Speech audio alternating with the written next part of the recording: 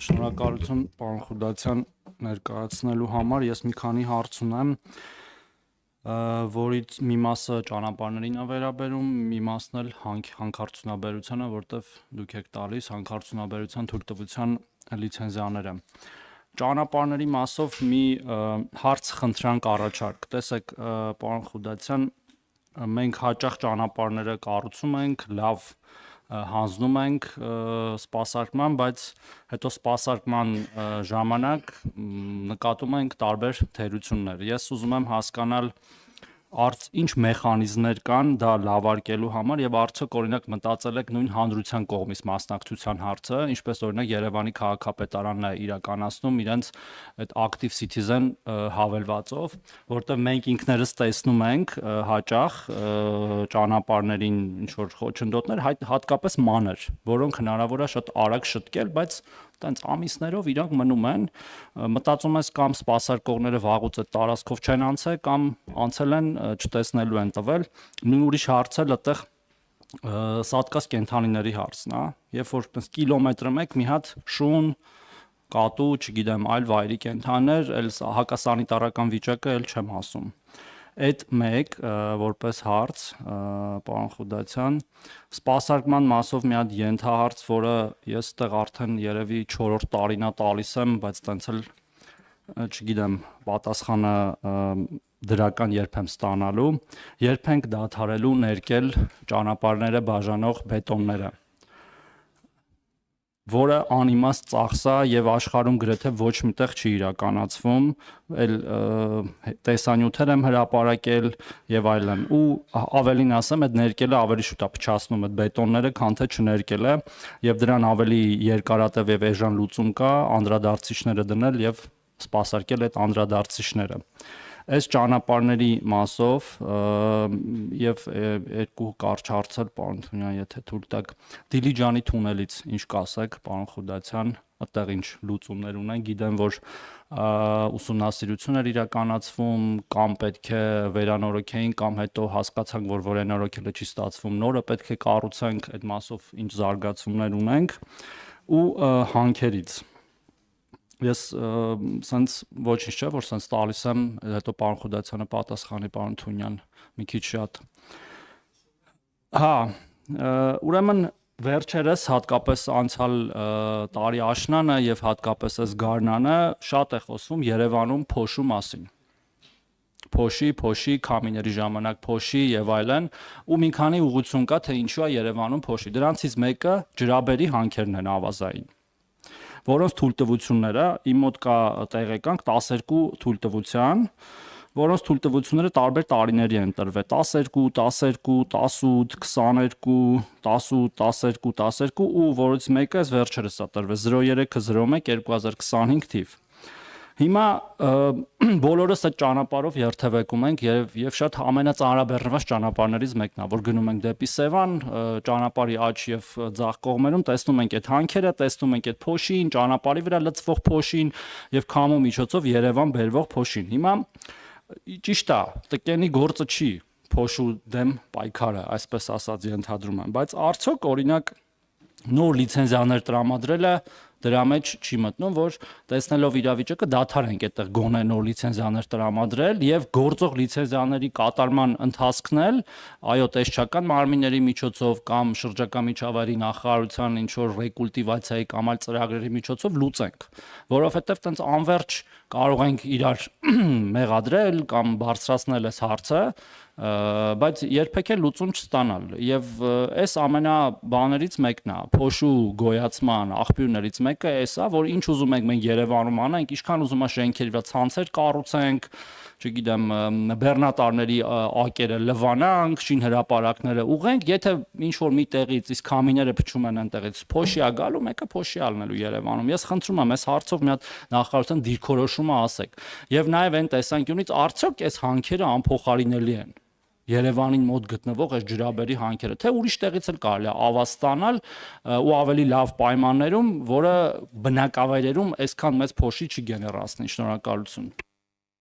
Խնդրեմ, պարոն Խուդացյան։ Պարոն Թորոսյան, հարցերի համար երևի ամենասկզբից այն հերթականության, որ տվել եք, այդ նույն հերթականությամբ էլ փորձեմ պատասխանել։ նախ մեր բոլոր համայնքային կայքերը եւ ճանապարհային դեպարտամենտի կայքը առանձին ունի այնպիսի հնարավորություն, ինչպիսին մոտավորապես տալիս է ակտիվ քաղաքացին, խոսքը նկատի ունեմ հետադարձ կապի ապահովման մասով, չնայած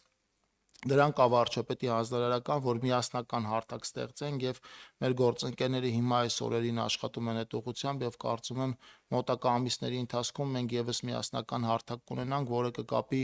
ուրեմն հանրապետության տարբեր համայնքների տարբեր խնդիրներ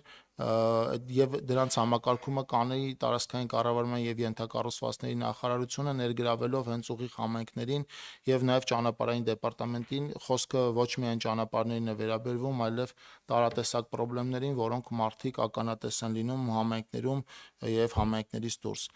Ճանապարհների սպասարկման հետ կապված պիտի ասեմ, որ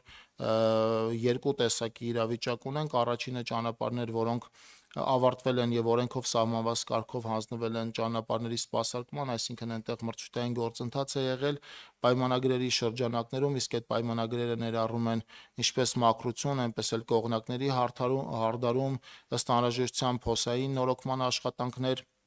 ամառային եւ ձմեռային սպասարկման աշխատանքներ գծանշում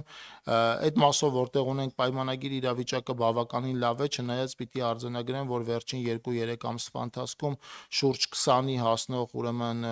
կազմակերպությունների չի վճարվել ավելի քան 100 միլիոն դրամ գումար, այդ կազմակերպությունները ստիպված են եղել աշխատանքներ իրականացնել երկու անգամ, այն աշխատանքները, որոնք այլևս այդ ժամանակը բաց է թողնված, իրենք չեն կարողացել լրացնել եւ ավելի քան 100 միլիոն դրամ այդ մասով իրենք պակաս են վճարվել, կարծում եմ հետևողականությունը կբերի ցանկալի արդյունքին։ Բետոնների ներկման հետ կապված պիտի ասեմ, ուսումնասիրություն կիրականացնենք անպայման, եթե պարզվի, որ այնտեղ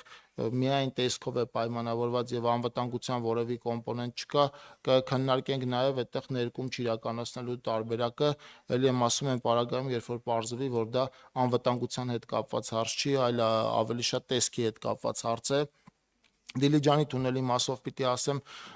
մենք այստեղ թունելի հետ կապված երկու տարբերակ ենք քննարկել, առաջին տարբերակը, երբ որ պիտի ուրեմն վերանորոգենք, հիմնանորոգենք թունելը, որովհետև թունելը իսկապես նորոգման կարիք ունի, այդ դեպքում դրան գումարվում էր նաև Սեմյոնովկայով անցնող ճանապարհը միջպետական ստանդարտների բերելը, որը լրացուցիչ ուրեմն ծախս է ենթադրում պետական բյուջեի համար, պիտի ասեմ, որ դա էլ իր հերթին կարճաժամկետ էր լինելու, որովհետև հասկանալի է, որ թունելը հետո շահագործումից հանձնելուց հետո մենք այդ ստանդարտներին համապատասխանող ճանապարհ մեծ հաշվով այդպիսի կարիք էլ չենք ունենալու, որովհետև ինչպես հիմա այնպես էլ թունելի շահագործման հանձնելուց հետո հիմնական երթևեկությունը դեպի Տավուշի մարզ անցնելու էր թունելով։ Այս երկուսի պարագայում, այսինքն թունելի հիմնանորոգում գումարած Սեմյոնովկայի ճանապարհի միջպետականի ստանդարտներին բերելը նույն ֆինանսական հետևանքներ առաջացնելու բյուջեի համար ինչ որ նոր թունելի կառուցում է եւ մենք այս պահին արդեն պիտի ասեմ, որ որոշում ունենք Դիլիջանի թունելի անմիջապես կողքով նոր թունելի կառուցման նախագծի վրա ենք այս պահին աշխատում, առաջիկայում ավելի կոնկրետություն կունենանք, թե կոնկրետ որ հատվածով կանցնի թունելը, բայց այդ մասով վերջնական որոշում ունենք։ Դրան զուգահեռ թունելը հիմա ընթացիկ նորոգման կենթարկվի, որը հնարավորություն կտա երթևեկը պահպանել այնքան, ինչքան անհրաժեշտ կլինի մինչև նոր թունելի կառուցման եւ շահագործման հանձնելը, որից հետո գոյություն ունեցող թունելը կմնա որպես երկրորդ թունել, այսինքն վթարային իրավիճակների համար եւ այսպիսով այդտեղ էլ անվտանգության մակարդակը էականորեն կբարձրանա։ Ավազի հանքերի ու ընդհանրապես ընդերկօգտագործման մասով պիտի ասեմ, որ վերջին ընթացքում բավական պակասել է նոր լիցենզիաների տրամադրումը, ես այս պահին ձեռքից տակ կոնկրետ համեմատական չունեմ, բայց խոստանում եմ անպայման փոխանցել ձեզ։ Մենք